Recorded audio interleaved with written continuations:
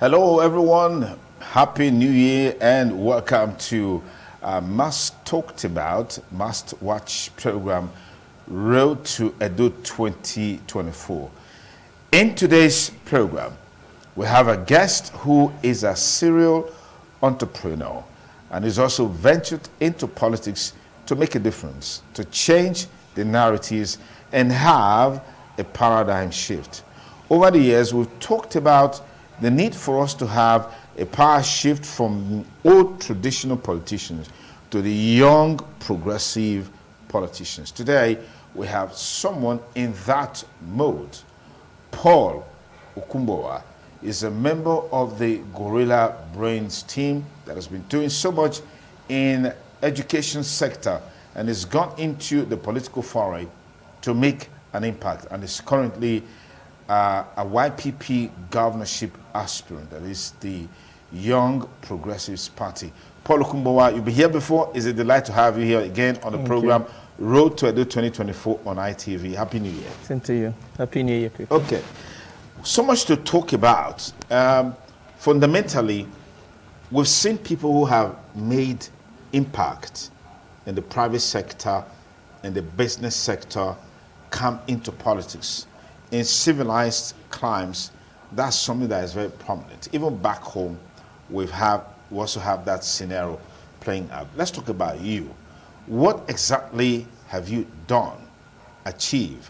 What impact have you made in the lives of people that gives you that fillip in the stomach, that inspires you to say, look, I think what I've done, I'm eminently qualified to cascade this to the generality of Edo people using the platform of YPP?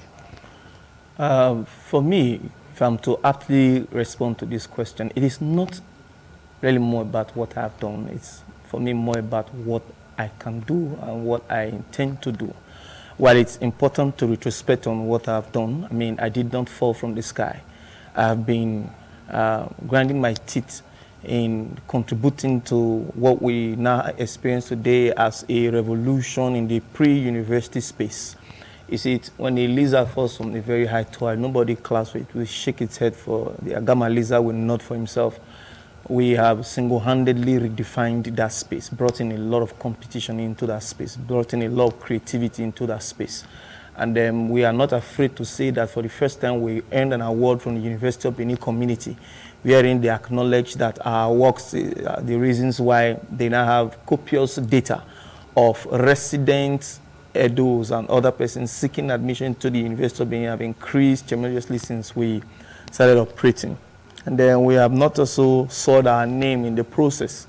You know, it's easy for you to say when a priest is in a whorehouse, he's bound to be guilty of whatever it is that will get his attention there. Some of the issues that have really pervaded within the space of my operations, and they are quite very tempting because it pays more actually, which is the issues of examination malpractice. We make bold to say that we have rather fought examination malpractice rather than contribute to the decay of society by making so much profit from the process. Notably among the strides we've made in that space is that commissioners like Barrister Akbenusio Morotioma, commissioners of education like Washington Usifo, and the current Commissioner of Education, John Oviawe, are living witnesses of the contributions we have made to curb issues of examination malpractice, even while we know that the kind of competition that has been occasioned by failure to have robust tertiary institutions to accommodate the growing population has created so much tension so that people can monetize that fearful space to accumulate wealth.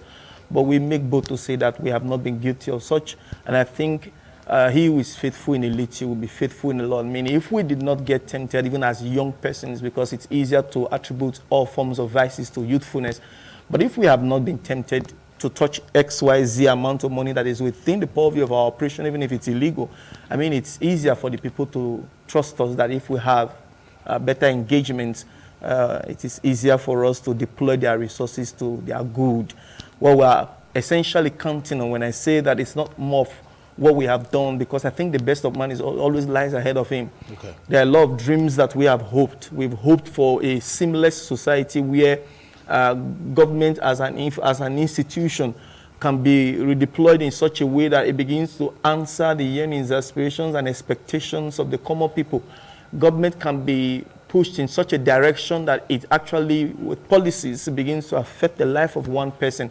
I mean, it is one policy, which was the subsidy removal, that brought us to this stage where we are economically today. Yeah. So we believe that policies which are wrapped up in ideas can also take us away from such economic quagmire and put us in better footing. These are the things that gives us the impetus to be on this ways. Okay, let's talk a bit of specifics.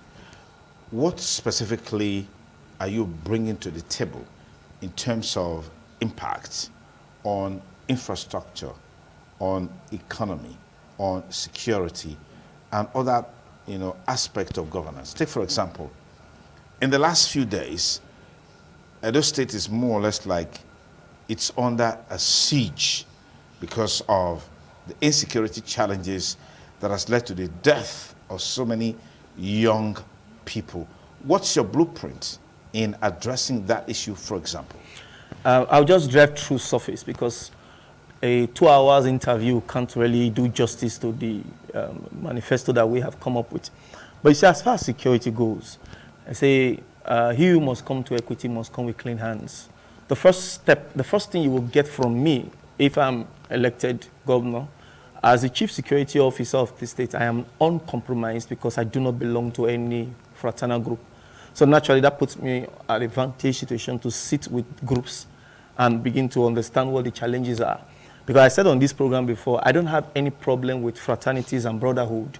What I have a problem with rather is cultism, which of course has cascaded to senseless killings here and there. But you and I can... Is there a difference between that, brotherhood, and cultism? Oh, yes. If you don't have a problem with brotherhood, but you have a problem with cultism, so does that mean you belong to brotherhoods, but you're not in tandem with cultism? Okay, the only brotherhood I belong to is the Brotherhood of Jesus Christ. I go to church. I don't have strength and the inner capacity to follow up on a lot of associations. I don't have that strength as a person. But you see, when I say I don't have problems with brotherhood, if you check the tenets of the formulations of some of these fraternities, which I have had to study, they always had beautiful intentions when they started. The founding fathers, I mean, these groups are registered groups. They are known legally by the Nigerian government. So which means government recognizes them, of course, and perhaps give them the legal backing to do the things they're doing. Okay. Of course. There was an interview that was granted by a very prominent person in Benin here about his membership of a particular fraternal group. I mean, you check the Nigerian operational guidelines and you see that these organizations or fraternities or brotherhood are registered. So I think there is a sharp deviation from course. Of course, in every 12, there should be a Judah. So I think the issues that have really worried homes as far as this December is concerned in Edo State needs a very calculated check. One, you cannot keep preaching about Christ and expect the people to turn their ways. When they don't, when you preach and they don't turn their ways, you show them Christ. If Edo will improve on her security architecture, and I have said on this program that I have developed a model on how to deploy technology to advance security. I have developed a model where I propose that within the model I've developed, every house in Edo State should have a solar-powered security camera, which of course will be tied to a central feed. And of course, if your camera was to report a crime, for example, you have an entitlement within the 750 million which is allotted every month as security vote. One way or another, you see every person begin to participate in the check of their neighborhood because there are gains attached to your camera reporting a crime. I believe that the young man that was killed about 2 days ago at A. Rano filling station by Textile Mill, if there were up to 5 cameras in that intersecting junctions reporting that crime, the young persons who came to pull off that hit probably won't have. Because if you know that from Olia to Use down to Uwelu, that there are up to 200 cameras that could either report your car plate number or report your face, that in itself will serve as deterrent. And I have also said that the very idea that we can also deploy technology to check metal plates. When you install metal plate detectors, they can be synchronized such that they take the data and digits of every registered car plate. If a vehicle had gone to perpetuate such dastardly act, for example, and the metal detector caught the digits of the vehicle, there are a lot of ways I believe we can bring in new, novel, smart ideas into security. Security is not boots on the ground anymore alone. It's not working. Because for you to be able to use boots on the ground alone to fix security, you have to have an equivalent of 50 security personnel guarding 70 persons. That's how you can run trip and check mates very easily and quickly. But we live in times where somebody from China can hack your phone today in Nigeria and spy on you via same phone that you're carrying, because it's already on the orbit. We are saying that the ideas we have worked on can be tested in government, using government as an infrastructure. And these ideas, nobody so far has told me that they are senseless, that they lack condiments of reality. You know, when I'm telling you, when Noah was saying it was going to rain, a lot of persons did not believe it was going to rain because the indices did not support that it was going to rain. But today, if you tell somebody it's going to rain during rainy season, it tells you, okay, you're making a lot of sense. As I speak to you today, who is not aware that 130 million Nigerians are actively online?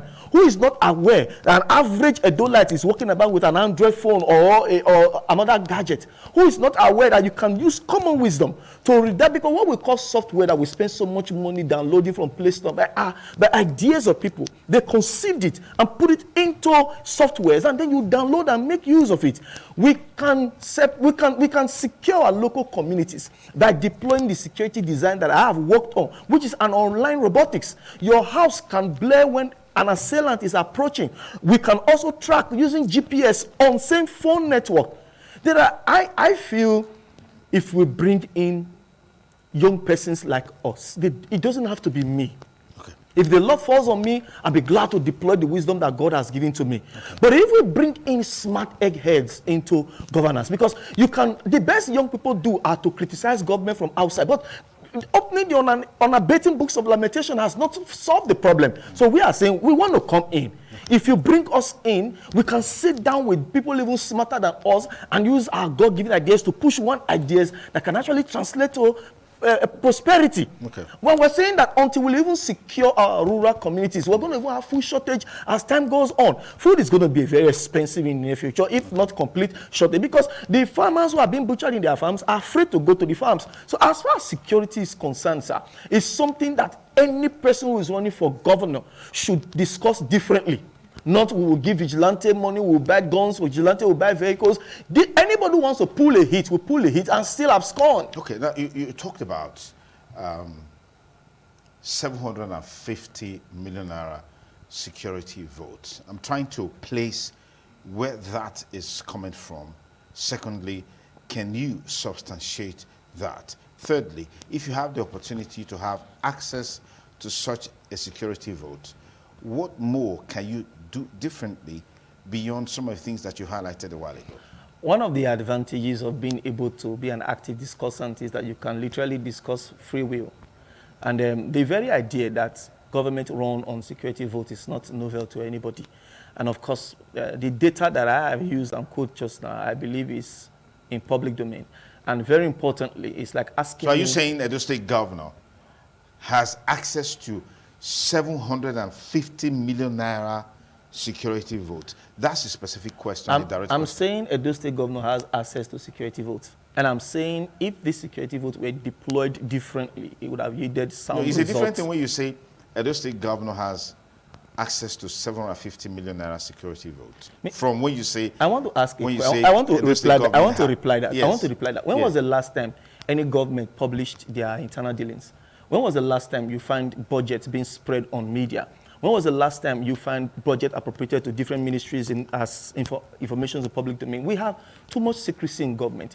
I think for me, this is an act of cover-up. This is an act of not letting the public get so involved in the leadership process, because if you believe that the Commonwealth belongs to every single one of us, the information should be in public domain.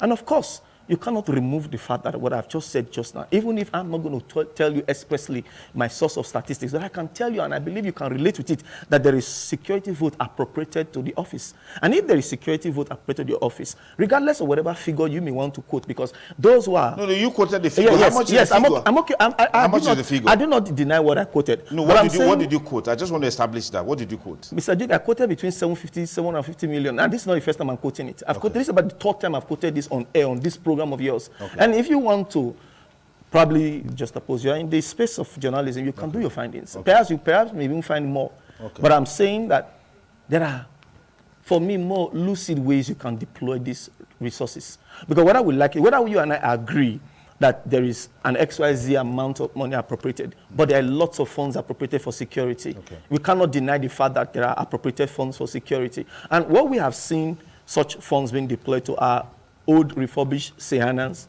given to security operatives and vigilantes and trucks to police.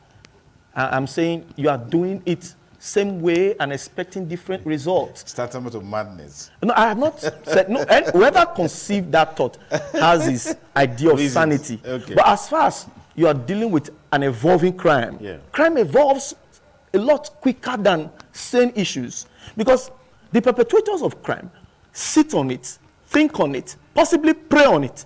There was a joke I listened to one time where they said armed robbers prayed before they go rob, you know. So if crime will evolve, I think the minds of those that should solve crime should evolve faster than the minds of those perpetrating crime. Else, they will still be getting away with these crimes, this dastardly act, these senseless killings, and all we can do is come to media and lament over the death of our loved ones. Okay, let's quickly talk about the economy. As beautiful and lofty as your ideas are in terms of changing the narratives, it boils down to naira and kobo. If you have more resources, you can do more. If you have less resources, you can do less. Do you have an idea of what is the current revenue profile of Edo State? And if you do, what's your plan to upscale that? And in upscaling that, what's your plan to deploy that to key resources, to key aspects of the state, to bring forward the things that you want to see in your blueprint for Edo State? In Anambra State, Professor Charles Soludo took a swipe at the one-time governor of Anambra State, who was the last presidential candidate of Labour Party. And the man's response was, I've done my best as a trader. You are the professor. More should be expected from you. And then what we have found in recent times is that the criticism that has greeted the administrations of Professor Charles Chukwuma Soludo just now doesn't necessarily indicate that the profile as a professor has been brought to book just now or brought to reality just now. But meanwhile, the other man said, I was a trader. So he did business with Anambra. And of course, Anambra could say, of course, he had impetus to ride on that to contest presidency. What I've always maintained is that governors they have the singular prerogative to appropriate for themselves, borrowed some from any organizations or any international organizations.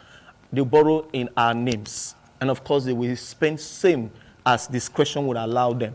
But what I've also said is that as we speak just now, there is a serious trend going on social media. Ghanaians are doing everything they can to tap into the resources of Nigeria, especially in the social media space, entertainment space. And some persons have argued that Ghana cannot even survive the attempt because of the population difference. The population difference gives us vast varieties of creativity laying across the length and breadth of Nigeria. If Dr. Philip Emeagwali was still in Nigeria, perhaps he would have ended up being a computer parts seller. What I'm trying to say is that the difference between the Professor Philip Emeagwali, who today became the brain behind Microsoft, is not different from the man who had his skin while he was still in Owerri. The difference was that a system allowed him or provided him the opportunities to play around with the ideas in his mind, and that's translated to a robust economy. I've mentioned on this program that Edo can intentionally do business and trade and leverage on Nigeria's population and mop in a lot of revenue. I have said, for example, If I were to be governor, I would have been looking into setting up a production plant. I work with the pharmaceutical society at those states, work with private investors who have these ideas, improve on the sanitary pads that women use, and be looking at monthly revenue coming in outside IGRO and federal locations. I've also maintained that I will look into manufacturing of toilet tissues and diapers, because these things have utility, cost numbers. And I've said some time ago on this program that you can turn cabs to generate wealth for a particular class of people within the state and solve a health problem, because the health scheme that I developed is leveraging on tax reduction, reducting of little taxes, summing them up, and then when they are stocked in stacked accounts, HMOs and banks will breathe on them. I have said very lucidly on this program that when you have such, people will begin to come in, because where there is honey, you can't deprive the ants from going there. And as far as the economy is concerned, I have mentioned on this program that the agricultural landscape, as it were, if you spread it across both plants and animals, for me has not been fully tapped. And we can deliberately tap on this space in Edo State here. Hog, for example, is in huge demand in China. Ethanol is in huge demand in China. We're not even talking of primary produce. And of course, when you have primary produce, when I visited Liverpool, I bought unripe plantain and gbegiri from a shop in Manchester, because I went to Manchester. And the sad part was that the African market I bought these commodities, this food items from, was owned by Pakistanis. And I've said... Not Nigerians. No, not Nigerians. And I've said, what is wrong if that same complex is owned by a state government, and then it's spread across Europe, America, and Canada? Because as government, you'll be more interested in standardization, because of course when you move perishables, it has to meet the standards of export. And when you begin to do that, you begin to encourage local farmers, because local farmers are now looking at this thing is no longer as difficult as it used to be. It's not as though we just wait. As government, there will be people partnering with government who will readily be waiting for produce to ship them out, because there's a PPP of a state-owned mall waiting to sell same across the globe. I believe that we have allowed our wealth so much leak in the hands of those this wealth shouldn't be, because of the numbers that we enjoy. These Pakistani guys don't eat ma'amala. They don't eat eba, but you're selling it for me.